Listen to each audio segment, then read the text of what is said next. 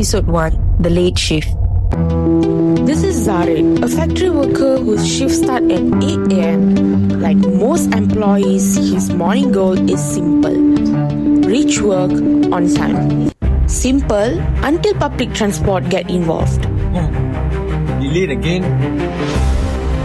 Let me call this thing out.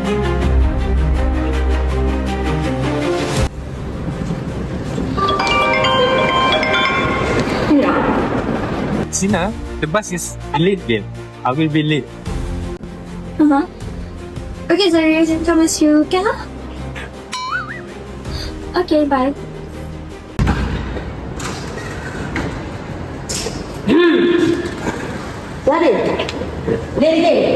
Sorry, it's public transport. Yeah, she called me before. Zali, this thing keeps happening. I'm trying my best to get it. In a factory, other workers work according to the shift. So if one worker's late, it affects other workers' shift. And lately, I'm spending my time more waiting for Zali than waiting for lunch.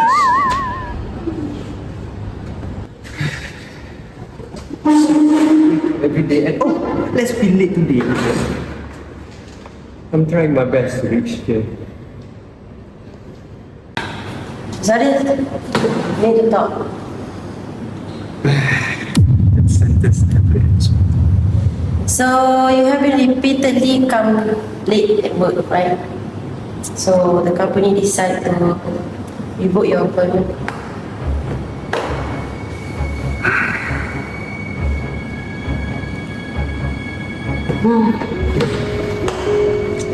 But the delays is because of public transportation.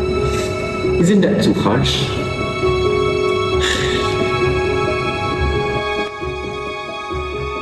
Isn't it sounds like unfair dismissal?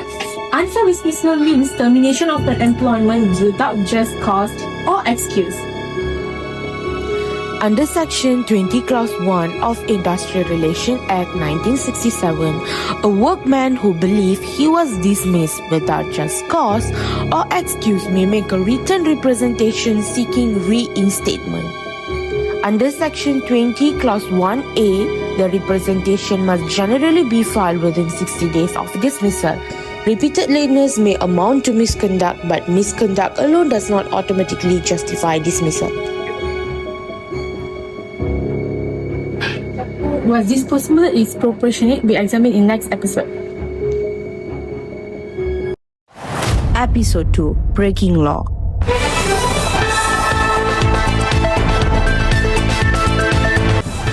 Good evening, everyone. A factory worker dismissed after repeatedly arriving late due to the public transport delay is claiming that his dismissal was unfair. The legal principles issue is whether Zarith's repeated lateness to the public transport delay constitute a misconduct sufficiently serious amount to just cause or excuse for dismissal under Malaysian law. So the industrial court will need to consider several factors. So factor 1, how frequently the worker late. Second factor is duration. How long was the delay? So the third factor is genuineness. Was the public transport delay is genuine? The fourth factor is reasonable step. Did the worker take a reasonable step to overcome the problem? The fifth factor is factory operations. So did the lateness delay the production, disrupt the shift arrangement, or affect other workers? Sixth factor is that warning. Had any previous warning have been issued? Seventh factors is disciplinary record. What was the worker's previous disciplinary record? Lastly is proportionality, and most importantly, was dismissal proportionate to the seriousness of the misconduct? So there is also second issue. If the dismissal was unfair, what are the remedies are available? But before we bring in the lawyers, we want your decision. What will you decide? Is that fair dismissal, repeated lateness may amount to misconduct, or unfair dismissal, dismissal may have been disproportionate? Keep your answer, now we test it against Malaysian law. Next episode, The Law Room. Episode 3, The Law Room. So welcome to the law room. We know what happened, we know the issues, so we need the law. So I'm the host Harini Androy. Joining me today, I'm Mahathir, legal analyst, employee side counsel. And hi everyone, my name is Christina Maisara and I'm the legal researcher. Hi, my name is Angel, employment law explorer and employer side counsel.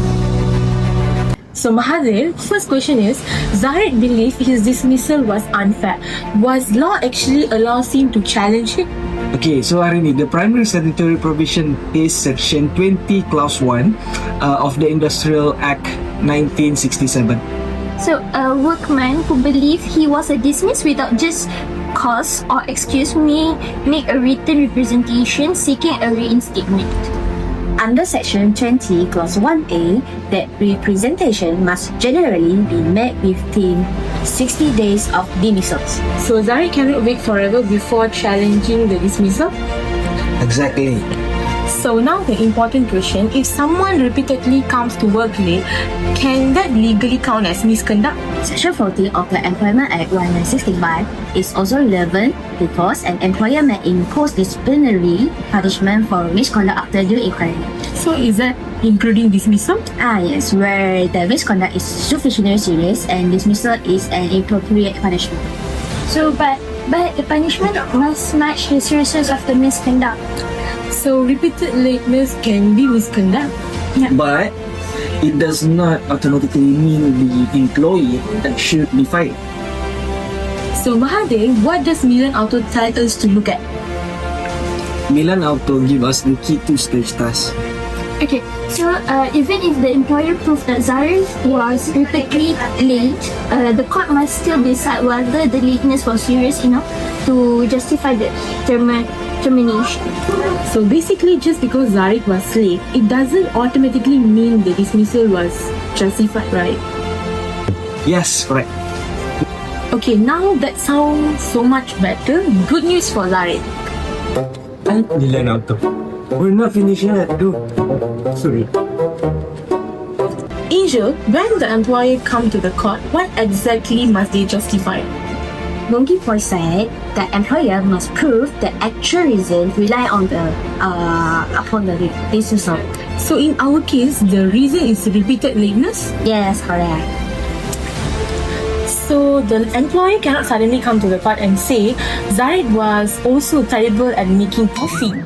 No. If that was not the reason for dismissal. What if the coffee was really bad? Still no. If that was not the dismissal reason. Okay, fair enough. The employer must justify the termination based on the actual reason relied upon the dismissal that took place. So now the danger question for Zahid. Has repeated lateness ever been serious enough to justify the dismissal? The case is especially relevant because frequent lateness form part of the misconduct. Okay, the employee received a show cause letter, admitted the misconduct, apologized and promised to improve. Final warning was later issued. So then he won.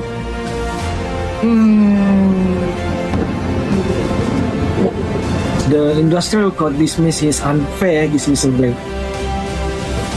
The case shows that repeated lateness may justify dismissal where it continues despite warning and opportunity to improve. So Milan Auto gives Zahid hope and Hilanggawan gives employer hope. As it The employer still has to prove the actual reason for dismissal as required by Gunpi Poi. So neither side automatically wins. Exactly, correct. This is going to become an argument. See you guys in next episode, employer versus employee. Episode 4, Employee versus Employer. So hello guys, welcome to episode 4, employee versus employer. So rate support Zahid. So green support dismissal. So let's see who's gonna win this debate. So round 1, misconduct. Can repeated lateness can be misconduct? Yes, lateness can disrupt shift, production and other workers. She's right. access to the wrong lawyer. Under Milan Auto, proving misconduct is only the first step. It must also be serious enough to justify dismissal. Okay. Good lawyer. Good lawyer. To round 2, duration. The train was delayed. Great or green? Oh, great. A genuine and unpredictable transport delay may reduce seriousness. But it is not complete defense. You always ruin the second sentence. Did he leave earlier, consider reasonable alternative, or inform the employer promptly? I didn't personally break the train. So round 3, seriousness. How often he late? How late? Was the production affected? If the lateness was serious, repeated, and disrupted production, the employer's case becomes stronger. If it was minor and caused a little disruption, dismissal become harder to justify. There is no deal, So round 4, warnings. What if Zarit had already been warned?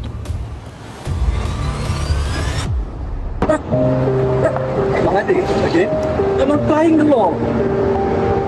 In number 1 case, lateness continued despite a short pause process and last warning. Yes, so if Zaris has been warned and kept being late, then the employer case becomes stronger. But our fact says Zarit won't receive any warnings. Welcome back. We also don't know his previous disciplinary record. So round 5, the actual reason. Can be the employer suddenly used a completely different reason later? No. Under Gun 3 the employee must justify dismissal using the actual reason relied upon. So if Zarit was dismissed for lateness, The employer must prove that lateness justify dismissal. Finally, no plot twist, final round, too harsh, you cannot choose both. It depends on how serious the lateness was.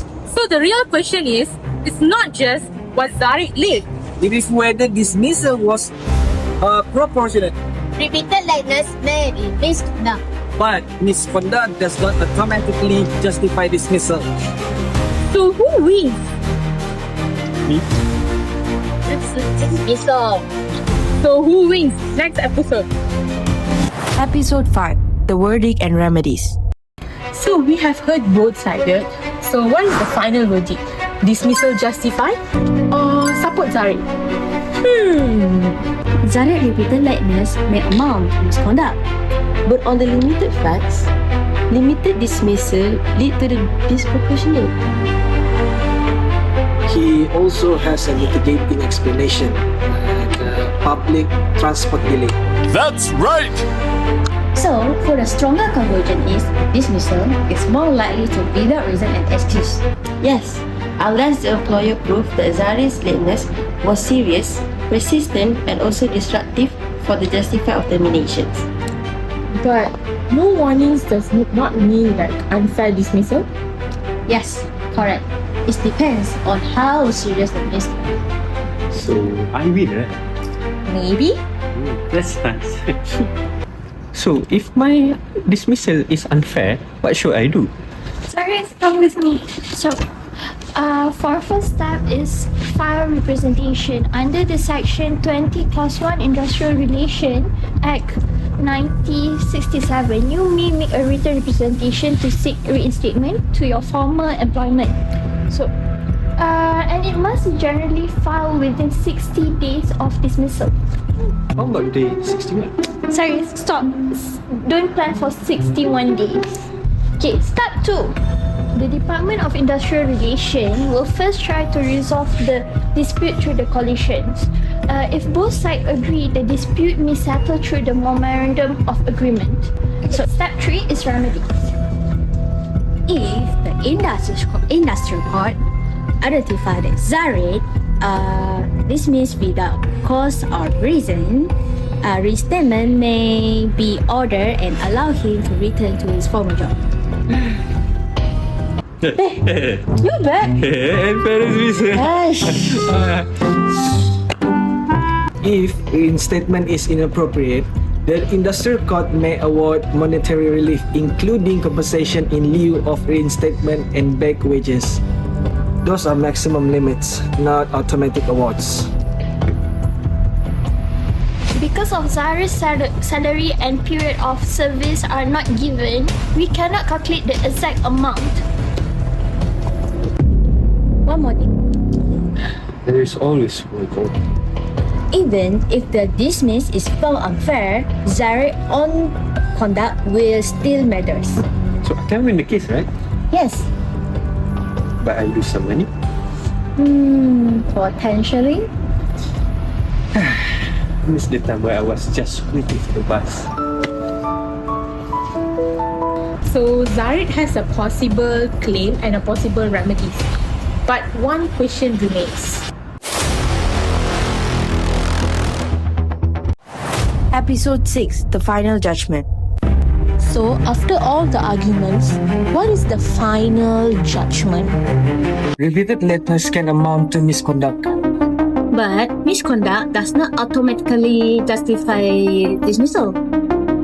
Under Milan Auto, the misconduct must also be serious enough to justify the termination. Yes, and in Langovan Krishnan, shows that a repeated lateness can become serious when it continues after the warnings and also given opportunity to improve. But I like Milan Auto better. So, final decision? Based on the fact given, Zari's dismissal is more likely to be the excuse and reasons. His repeated lateness may amount to misconduct, but there is not enough information to show that it was serious enough to justify dismissal. We also not told that he received an warning because seriousness disruption or ignore opportunity to improve. Yes, his public transport delays explain the lateness. So, although they are not complete defense. So, our final conclusion is very clear. The dismissal was likely disproportionate. However, if the employer can prove that the lateness was serious, persistent and destructive, dismissal may still be justified. So, based on the case given, Zarit has a stronger case. Finally. So public transport is delay isn't misconduct. It's just Malaysia. So after the final arguments, the case finally closed. Being late may be misconduct, but dismissal must still be justified.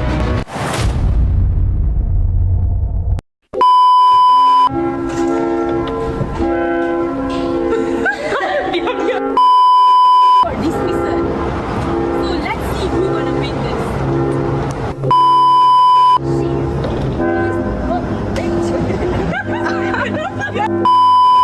But there is not enough. Aku dah lapar suara.